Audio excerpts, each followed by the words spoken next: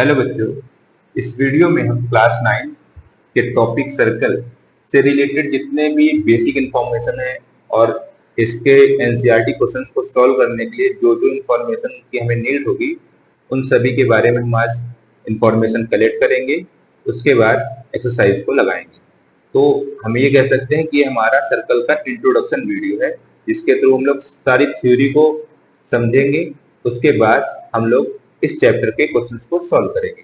ये वीडियो बहुत इंपॉर्टेंट है, क्योंकि जब आप टॉपिक्स को अच्छे से समझ लेंगे, टॉपिक से रिलेटेड जितनी बेसिक बातें हैं और उनसे रिलेटेड जो भी इंफॉर्मेशन है, अगर आप उसे जान लेते हैं तो क्वेश्चन को सॉल्व करने में काफी आसानी होगी। हमें काफी इजी तरीके से क्वेश्चन को सॉल्व कर लेंगे। तो चलिए स्टार्ट करते हैं। सबसे पहले हमारा टॉपिक है सर्कल।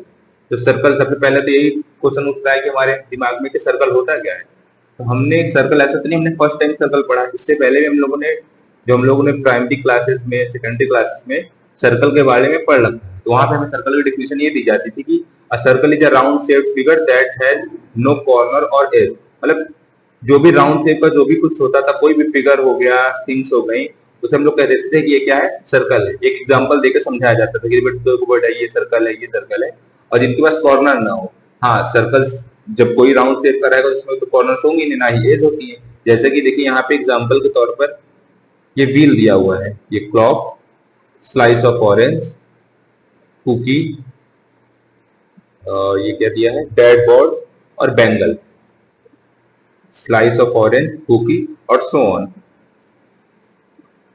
ओके, ये तो हमारे हो गए एग्जांपल सर्कल। अब ये हमारी जो डिफिनीशन है, ये बेसिक डिफिनीशन है। अब हम लोग क्लास 9 में स्टैंडर्ड्स में आ गए हैं, हमारा स्टैंडर्ड थोड़ा सा ऊपर हो गया है स्टडी से रिलेटेड। तो यहाँ पर जो सर्कल की डिफिनीशन होती है वो होती है the collection of all points equi distance. Equi distance का मीनिंग होता है एक पॉइंट से, जैसे हमारे एक पॉइंट ले लिया, ये ऑब्जेक्ट ए था, ये ऑब्जेक्ट बी था, तो इनसे जो डिस्टेंस हो जानी चाहिए, अगर ये अगर 5 सेंटीमीटर, ये भी 5 सेंटीमीटर है, तो हम लोग कह देंगे ये दोनों क्या है, इक्वी डिस्टेंस है।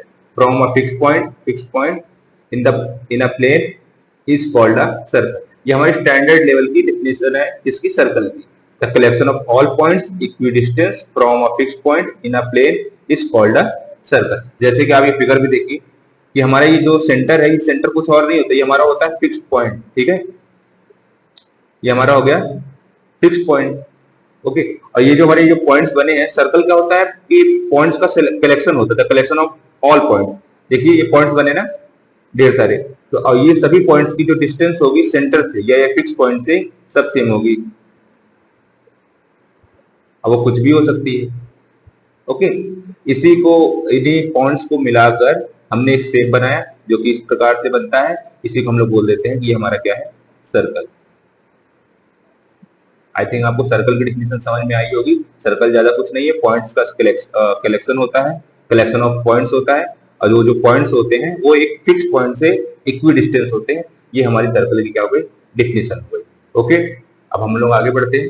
अब इनसे रिलेटेड कुछ टर्म्स है सर्कल से रिलेटेड, वो सब समझेंगे हम। जैसे दिया सेंटर, सेंटर क्या होता है, the centre of circle is a fix point from which all points on the boundary of the circle are equidistance. अभी हमने समझा है कि जो हमारा ये जो फिक्स पॉइंट था, इसको और कुछ नहीं हम लोग क्या बोलते हैं, सेंटर बोलते हैं। अब यहाँ एक चीज को और आप ध्यान रखिएगा, सेंटर को हम लोग ओ से डिनोट करते हैं।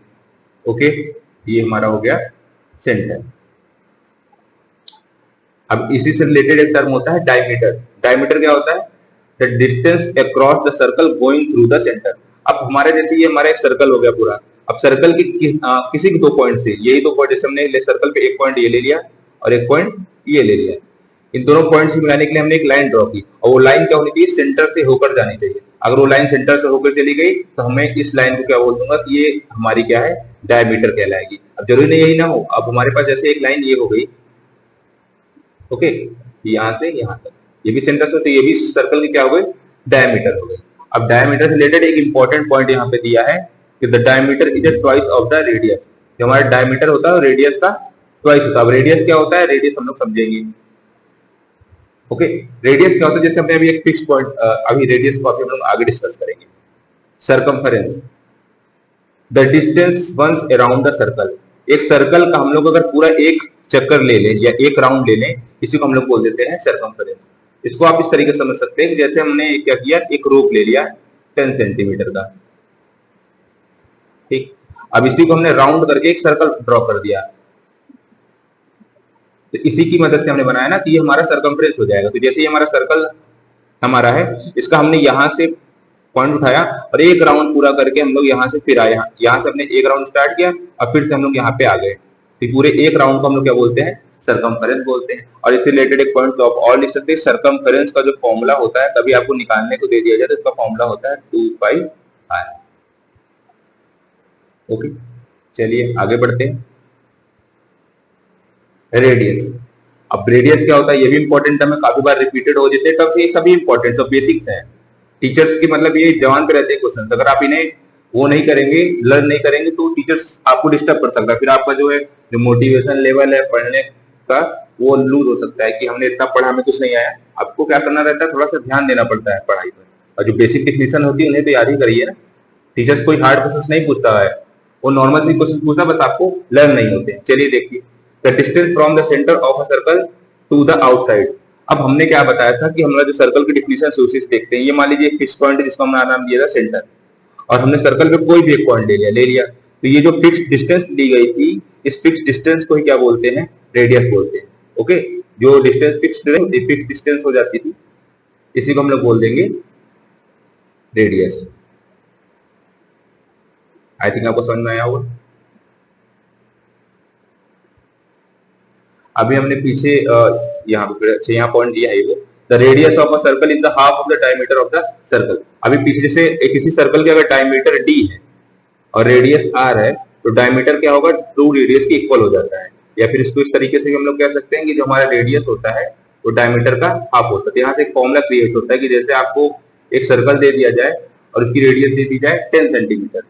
ओके, रेडियस अगर हमने दे दिया 10 सेंटीमीटर, आपसे क्वेश्चन पूछा जाए कि डायमीटर कितना होगा, तो आप इसका क्या कर देंगे, डबल करके 20 सेंटीमीटर बता देंगे। और जस्ट इसका अपोजिट हमारा पहला क्वेश्चन ये हो गया। दूसरा क्वेश्चन हमने आपसे पूछा कि अगर किसी सर्कल का डायमीटर हमारा है 15 सेंटीमीटर, तो उसका रेडियस क्या होगा, इसका रेडियस हो जाएगा 7.5 सेंटीमीटर।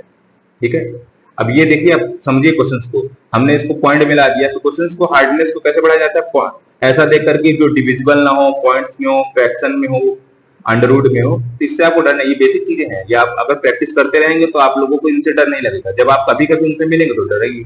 चलिए आगे चलते हैं। The plural of a radius is a radii.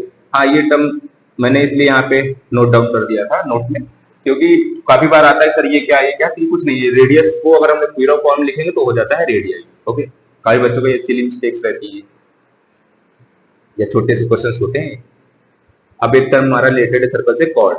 The chord of a circle is a straight line that connects two points on the circumference of a circle. अब ये एकदम सिमिलर है डायमीटर के, जैसे हमने डायमीटर की डेफिनेशन पढ़ी थी कि सर्कल के पे कोई दो पॉइंट्स ले लें और एक लाइन ड्रॉ कर दें तो डायमीटर हो जाती है, ये भी सिमिलर उसी तरीके। बट यहाँ पे थोड़ा सा ध्यान देने की बात यह है कि वहां पे क्या था कि वो जो पॉइंट्स थे, वो जो लाइन थी वो सेंटर से होकर जाती थी, बट यहाँ पे क्या है, ये जो कॉर्ड होती है वो सेंटर से होकर नहीं जाती है। हाँ, बट एक चीज समझिएगा, एक पॉइंट इंपॉर्टेंट पॉइंट यहाँ पे दिया है, the longest chord of a circle is the diameter of the circle. जो लॉन्गेस्ट कॉर्ड अगर आपसे कभी पूछता है तो क्या होगी, डायमीटर होगी। इस चीज को आप दिमाग में रखिएगा। ठीक है, तो कॉर्ड क्या था, the chord of a circle is a straight line that connects two points on the circumference. Circumference आपने पीछे देख लिया ऑफ अ सर्कल। तो कॉर्ड ज्यादा कुछ नहीं है कि हमारा सर्कल है, सर्कल के सर्कमफेरेंस पे दो पॉइंट्स लेते हैं, उन्हें कनेक्ट कर देते हैं, तो हमें क्या मिल जाती है, कॉर्ड मिल जाती है। कॉर्ड और डायमीटर अलग है। अभी हमारा एक पॉइंट है आर्क। ये थोड़ा सा मतलब कि कंफ्यूजिंग पार्ट रहता है बच्चों को समझ में, सर ये क्या है, टीचर्स बता देते हैं, तो इसको थोड़ा सा ध्यान से समझिएगा। A part of the circumference. Arc क्या होता है, कुछ आर्क कुछ मतलब बड़ी चीज नहीं होती, बस बोला गया कि पार्ट ऑफ द सर्कमफेरेंस, ये सर्कमफेरेंस का एक पार्ट होता है। जैसे कि देखिए, ये हमारा पूरा सर्कमफेरेंस था ब्लू रेड में। ओके, तो हमने सर्कमफेरेंस का एक पॉइंट ये ले लिया और एक पॉइंट ये ले लिया, इतना पार्ट कट कर, तो ये जितना पार्ट ये जो आपको जो दिख रहा है यहां से लेकर के यहां तक, इस पार्ट को हम लोग बोल देंगे आर। ठीक, अब आप देखेंगे तो अगर हम लोग इतने पार्ट को कट करते हैं तो उस साइड भी एक पार्ट बचता है, ये जो इस साइड का पार्ट है इसको बोलेंगे हम लोग माइनर आर, और जो ये जो बड़ा सा दिख रहा है इसको बोलेंगे मेजर आर। तो a major arc of the a major arc is greater than half of the circumference. A minor arc is less than half of the circumference. ये रिलेटेड पॉइंट्स हैं आर्क से रिलेटेड। तो हमने बताया आपको arc कुछ extra चीजें नहीं है, आर्क सिर्फ यही है कि सर्कमफरेंस का एक पार्ट होता है। अगर सर्कमफरेंस पे आप कोई 2 पॉइंट्स रख देते हैं तो सर्कमफरेंस को पार्ट्स में डिवाइड कर देंगे, तो जो छोटा वाला पार्ट हो जाएगा उस वाले को बोल देंगे माइनर आर्क, और जो बड़ा पार्ट हो जाएगा उसे बोल देंगे मेजर आर्क। आई थिंक आपको समझ में आया होगा। आगे बढ़ते हैं हम लोग। अब यहाँ पे हमारा जो अगला टॉपिक है वो है segment. A segment of a circle is a region of a circle that is bounded by a chord and an arc। अब ये समझिएगा इसको। अभी हम लोगों ने डेफिनेशन पढ़ी थी पीछे कॉर्ड की, ठीक है। मान लीजिए हमारे ये जो डायग्राम दिया है, डायग्राम में ए बी हमारी कॉर्ड हो गई, और ये जो पार्ट दिख रहा है ए सी बी ये हमारा आर्क हो गया। तो इनसे अगर इतने पार्ट को जब हम मिलाते हैं तो जो भी एरिया बाउंडेड हो जाता है, जितना इतना एरिया जितना कलर हुआ है या एरिया इससे बाउंडेड हो गया है, तो इस एरिया को हम लोग क्या बोल देंगे, सेगमेंट बोल देंगे। फिर से समझिएगा, जैसे हमने दिया ए बी कॉर्ड हो गई और ए सी बी हमारा आर्क हो गया, तो इन दोनों से जो एरिया बाउंडेड हुआ है उस बाउंडेड एरिया को हम लोग क्या बोल देते हैं, सेगमेंट बोलते हैं। सेगमेंट में भी है, ये माइनर सेगमेंट हो गया, और देखिए जैसे ये छोटा ला हो गया तो ये माइनर सेगमेंट हो गया, ओके। और जो बड़ा पार्ट हमारे पास है, बिग पार्ट हो गया, इसको हम लोग बोल देंगे major segment, okay. I think आपको समझ में आया, ज्यादा कुछ में दिया नहीं, मतलब देखिए एकदम सिंपल से डेफिनेशन होती है, बस आपको 1 से 2 बार समझना होता है, और नोट्स इसकी प्रॉपर आप जरूर बना लें, वो बहुत जरूरी है, क्योंकि ये टर्म्स बार बार आगे भी काम आएंगे। तो क्या आप हर बार वीडियोस को देखेंगे, हर बार चीजों को समझेंगे, पढ़ेंगे, अगर आपको पास प्रॉपर नोट्स होगी तो उसे रिवाइज करना बहुत ही आसान होता है, ओके। चलिए आगे बढ़ते हैं। अब सर्कल से रिलेटेड कुछ इंपॉर्टेंट पॉइंट्स हैं। अभी इंपॉर्टेंट पॉइंट्स और भी इंपॉर्टेंट इसलिए हैं क्योंकि इन सभी पॉइंट्स का डायरेक्ट यूज किया जाएगा क्वेश्चंस को सॉल्व करने में, और इनका मैं जो है आगे चल के इनका प्रूफ भी आपको कराऊंगा, ठीक है। जैसे एक्सरसाइज कंप्लीट हो जाएगी उसके बाद हम लोग इसका प्रूफ भी करेंगे। ये स्टेटमेंट्स हैं थ्योरम्स के, वो समझिएगा। चलिए, जैसे कि आपने यहाँ पे बोल रखा है equal cord of a circle is subtend equal angle at the centre. तो यहाँ पे बोल रखा है कि अगर हमारे सर्कल की कोई 2 कॉर्ड्स हो गई, जैसे यहाँ पे पी क्यू कॉर्ड हो गई और हमारी भी यहाँ पे एक कॉर्ड दी हुई आर एस, ये दोनों अगर इक्वल हैं तो सेंटर पर जो एंगल बनाएगी वो इक्वल बनाएगी। इसका मीनिंग मान लीजिए ये हमारी पी क्यू और आर एस इक्वल है, अगर बाई चांस यहाँ पे 30 डिग्री का हमने लेट कर लिया कि ये जो एंगल यहाँ पे इस साइड है ये हमने मान लिया 30 डिग्री, तो सेकंड एंगल भी कितना हो जाएगा, 30 डिग्री। बस यही स्टेटमेंट है। अब इससे रिलेटेड आपको क्वेश्चन पूछ लिए जाएंगे और आपको बस ये स्टेटमेंट याद रखते हैं, ये इनका प्रूफ भी हम लोग आगे चल के करेंगे। If the angle subtended by the chord of a circle at the center are equal, then the chord are equal. Then the chords are equal. Okay, ये क्या है, इसी का वॉइस वर्ड है, मतलब कि इसका जस्ट अपोजिट है। अभी हमने जो ऊपर का इंपॉर्टेंट पॉइंट था उसमें ये देखा कि अगर कॉर्ड्स इक्वल हैं तो जो सेंटर में जो एंगल बनेगा वो इक्वल हो जाता था। बट जो हमारे सेकंड पॉइंट दिया है इसमें दिया कि अगर सेंटर पर किसी कॉर्ड से एंगल बने हुए हैं, अगर ये इक्वल है, जैसे ये 30 है 30 है, ये कॉर्ड्स भी इक्वल हो जाएंगे। तो अगर इस कॉर्ड की वैल्यू अगर हमने 5 ली होती तो ये भी कॉर्ड हमारी कितनी हो जाती, 5 हो जाती। आई थिंक आपको समझ इंपॉर्टेंट पॉइंट्स रिलेटेड क्वेश्चंस हम लोग आगे करेंगे, और ये श्योर है कि इनसे क्वेश्चंस आएंगे। अभी देखिए ये मोस्ट इंपॉर्टेंट पॉइंट, इसको आप अच्छे से समझिएगा 9th के पर्पस से। The perpendicular from the centre of a circle to a chord bisect the chord. अब यहाँ पे कुछ टर्म्स उनको हम समझाते हैं। परपेंडिकुलर आप समझते होंगे, परपेंडिकुलर का मतलब होता है जैसे एक लाइन ये हो गई, अगर इस पे कोई लाइन ऐसे ड्रॉ करती है और इस लाइन के साथ अगर 90 डिग्री का एंगल ड्रॉ करती है तो इस लाइन को हम लोग बोल देंगे, जैसे हमने पहले हमें इसका नाम दे देते हैं ए बी सी और डी। तो जो ए बी लाइन है वो सी डी पर क्या कहलाएगी, परपेंडिकुलर। आई थिंक आपको ये पहले से ही पता होगा। उसके बाद यहाँ पे दिया है बाइसेक्ट, इसी से देखिए जो लिखा उससे बाई मतलब होता है 2, सेक्ट मतलब होता है काटना। अब बस यहाँ पे ये याद रखना है कि 2 इक्वल पार्टों में बांटेगी। बाइसेक्ट का मतलब है 2 इक्वल पार्ट में बांटना। जैसे कि समझिए ये हमारी लाइन हो गई, इसका नाम हो गया ए बी, ओके। अब टोटल ये 10 सेंटीमीटर की, यहाँ पे एक पॉइंट हो गया, इस पॉइंट को अगर हमने बाइसेक्ट बोल दिया तो ये पार्ट हमारा 5 सेंटीमीटर का और ये भी पार्ट हमारा कितने सेंटीमीटर का हो जाएगा, 5 सेंटीमीटर का। आई थिंक आप समझ गए होंगे। चलिए आगे बढ़ते हैं। अब जैसे देखिए हमारा सर्कल है, ओके। हमने क्या किया, यहाँ पे सेंटर लिया, सेंटर से देखिए सेंटर से हमने क्या किया, यहाँ पे एक सॉरी ये सर्कल है, इस सर्कल हमने एक कॉर्ड ले लिया ए बी, ओके। अब इस सेंटर से इस कॉर्ड पर हमने एक परपेंडिकुलर डाला जो कि आपको दिख रहा होगा, ठीक है, ओ एम परपेंडिकुलर हमारा। तो जो परपेंडिकुलर पढ़ने की वजह से हमारा जो ए बी दिया हुआ है ये 2 इक्वल पार्ट में डिवाइड हो जाएगा। इसका मीनिंग ये हो जाएगा हमारा जो ए एम होगा और हमारा जो बी एम होगा ये दोनों क्या हो जाएंगे, इक्वल। ऐसा क्यों हुआ? क्योंकि सेंटर से हमने क्या किया था, एक परपेंडिकुलर डाला था। अब जस्ट जो हमने नीचे पॉइंट लिख लिया है, जस्ट इसका नीचे जो पॉइंट हमने लिखा है, जस्ट इसका क्या अपोजिट। अगर ये कॉर्ड पर ऐसी कोई लाइन ड्रॉ होती है जो कॉर्ड से इक्वल पार्ट में डिवाइड कर देती है, तो लाइन जो होगी वो इस कॉर्ड पर परपेंडिकुलर होगी, मतलब 90 डिग्री बनाएगी। तो ये दोनों पॉइंट एकदम सिमिलर थे, और ये बहुत मोस्ट इंपॉर्टेंट आपके एग्जाम के लिए भी और आगे क्लासेस में इंपॉर्टेंट है। इससे रिलेटेड एक क्वेश्चन आपके आने वाले फाइनल एग्जाम या हाफ-ईयरली एग्जाम में पूछा जा सकता है। चलिए next point, there is one and only one circle passing through the three given non collinear points. पहले आप कोलिनियर पॉइंट की मीनिंग समझिए। कोलिनियर पॉइंट से बोलते हैं, जैसे हमारी ये लाइन है, इस लाइन पर एक पॉइंट, ये दो पॉइंट और ये तीन पॉइंट, ये चार, मतलब 1 2 3 4 पॉइंट्स हो गए, और ये 4 पॉइंट्स एक ही लाइंस पे हैं, लाई कर रहे हैं, तो इन पॉइंट्स को हम लोग बोल देंगे कोलिनियर पॉइंट। ओके, अगर एक लाइन पर तीन या तीन से अधिक, 3 और मोर देन 3 पॉइंट्स लाई करते हैं, तो हम लोग उन पॉइंट्स को, जैसे कि हमारा पॉइंट हो जाता है ए, इसका नाम दे दिया हमने, इस पॉइंट का नाम दे दिया बी, इस पॉइंट का नाम दे दिया सी और डी। तो हमारे जो ए बी सी डी जो हमारे पॉइंट्स हैं, ये सभी पॉइंट्स क्या कहलाएंगे? Collinear point. Non collinear points का मीनिंग क्या है? वो भी एकदम सिंपल है।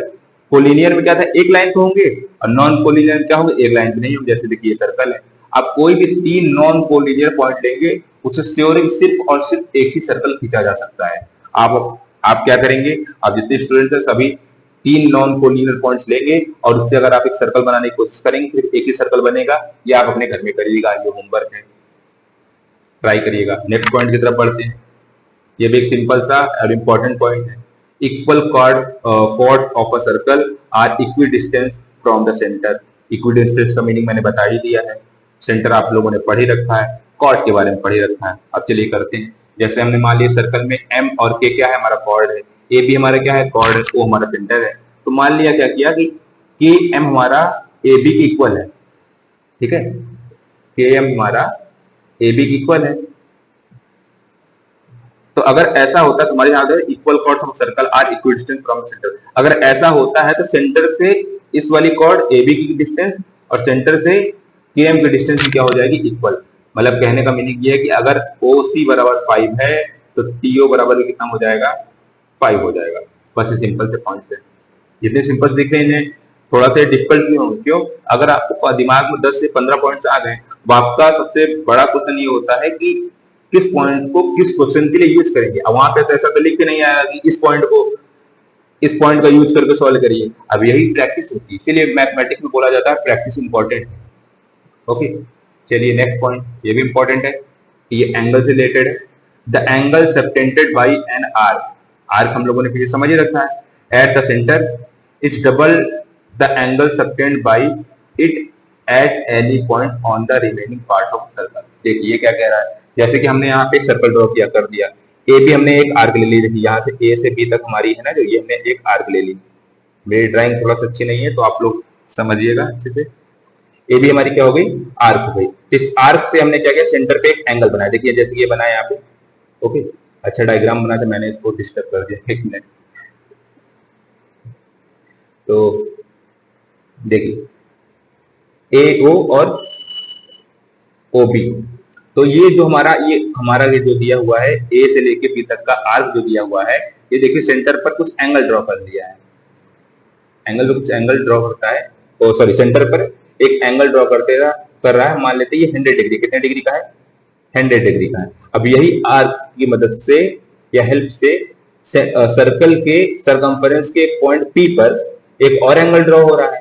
तो इन्हीं दोनों के बीच में रिलेशन दे रखा है हमें इस पॉइंट में कि अगर ये 100 डिग्री है, यहाँ जो एंगल होगा वो 50 डिग्री होगा, वहां बोल रखा है डबल। इसका मीनिंग क्या है, अगर इस आर्क इन्हीं से रिलेटेड 2 पॉइंट बन सकते हैं कि अगर ये जो आर्क हमारा ए बी है, सर्कल का सरकमफेरेंस को कहीं पर अगर कोई एंगल ड्रॉ कर दे, जैसे यहाँ पे 50 डिग्री का किया, तो सेंटर पे जो एंगल बनेगा इसी आर्क की मदद से वो डबल हो जाएगा। जैसे कि देखिए अब यहाँ पे मैं एक सर्कल बनाने की कोशिश करता हूँ, आप लोग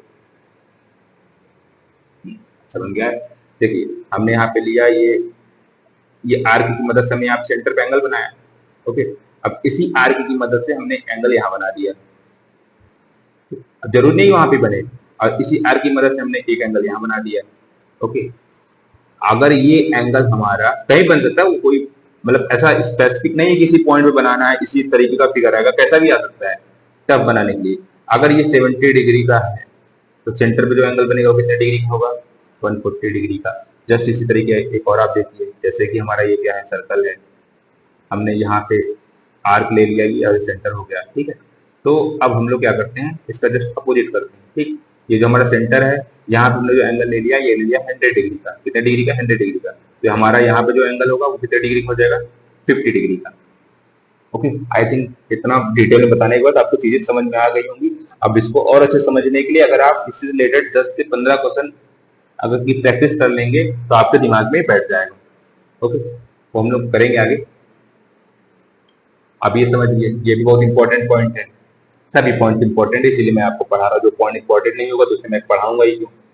angle in the same segment of a circle are equal. Angle in the same segment of a circle are equal. Segment हम लोगों ने पीछे पढ़ ही रखा है, एक आर्क और कॉर्ड की मदद से जो भी एरिया बाउंडेड होता है उसे सेगमेंट बोलते हैं। तो हमारा देख लीजिए, ये जो सेगमेंट है ये दिख रहा होगा आपको, ठीक है। इस सेगमेंट की मदद से देखिए यहाँ पे एक एंगल ड्रॉ हुआ है थीटा, और यहाँ भी एंगल ड्रॉ हुआ वो भी थीटा हो गया। तो ये यही बोल रहा है कि अगर एक सेम सेगमेंट है, सेगमेंट से कहीं भी अगर आप एंगल ड्रॉ करेंगे तो क्या होंगे, आपस में इक्वल। इसी की मदद से हमने एक और एंगल ड्रॉ करते हैं, देखिए यहाँ पे कर देते हैं, ठीक है।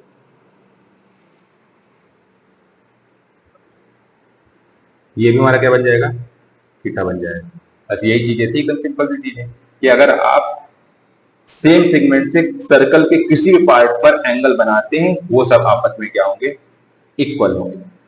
चलिए नेक्स्ट पॉइंट की ओर चलते हैं, साइक्लिक क्वाड्रिलेटरल। ये बहुत ही सिंपल है, आपने क्वाड्रिलेटरल तो पहले से पढ़ ही रखा है। क्वाड्रिलेटरल क्या होता है, 4 साइड से बनी हुई कोई भी बाउंडेड मतलब कि बाउंडेड सर्कल मतलब शेप होगा, 4 साइड से बना हो ऐसा शेप, तो 4 से